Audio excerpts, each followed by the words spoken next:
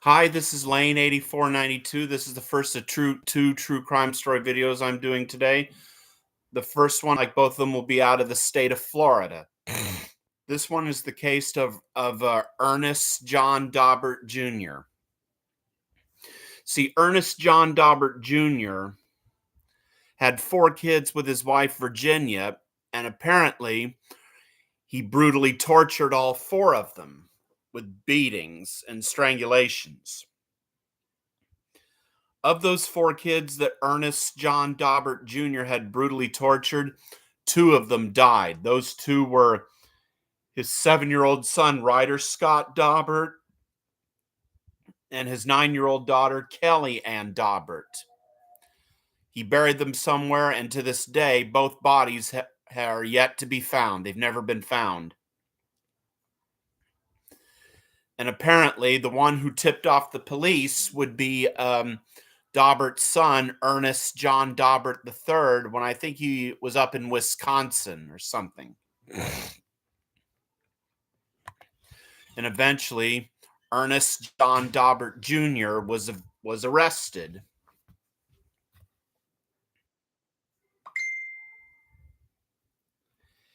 And he went on trial for it in Duval County of Jacksonville because that's where the crime happened.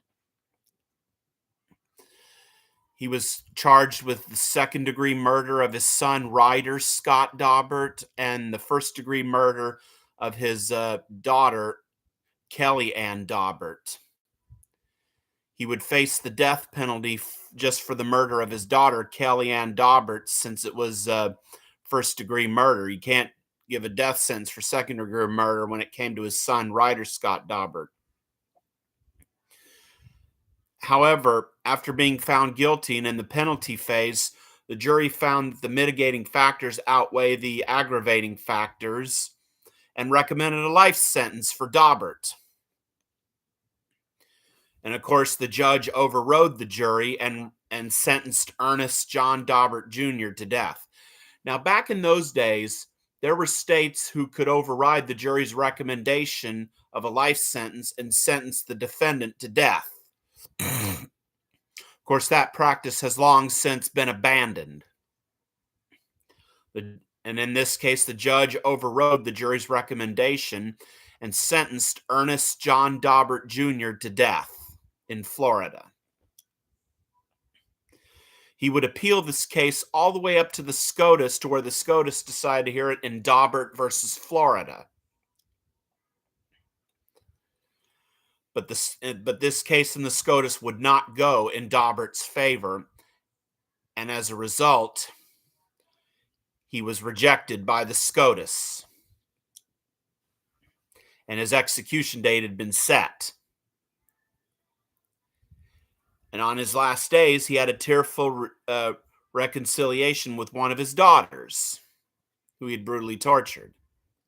What they had argued was that Ernest John Dobbert Jr. endured the same thing growing up, and that it was a repeat cycle. But still, it's not an excuse for someone to do that. There are people who go through that type of abuse as a child, and they choose to live decent, law-abiding lives.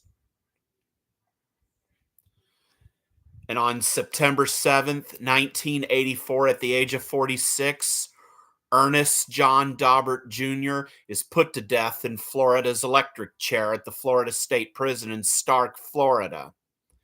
The electric chair of Florida, nicknamed Old Sparky. This is Lane 8492. I have an associate's, bachelor's, and master's degree in criminal justice. Hope you enjoy this video and let me know what you think. Thanks.